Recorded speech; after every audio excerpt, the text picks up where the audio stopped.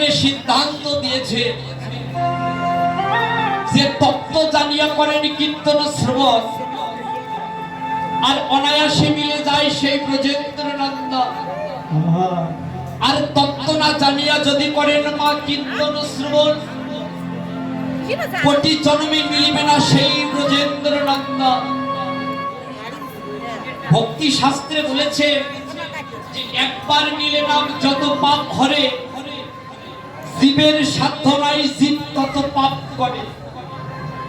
ভাইরা, পরের শ্লোকে বলা হয়েছে কোটি জন্ম ধরে যদি করো নাম সংকীর্তন, তথাপি না মিলিবে তোমার সেই ব্রজেন্দ্রনন্দ। কেন বললেন? কোটি কোটি জন্ম ধরেও যদি হরি নাম সংকীর্তন করা যায়, তথাপি ব্রজেন্দ্রনন্দন ভগবান শ্রীকৃষ্ণের চরণ প্রাপ্তি হওয়া যাবে না। কেন বললেন? যদি হৃদয়ে প্রেম আর বিশুদ্ধ ভক্তি না থাকে।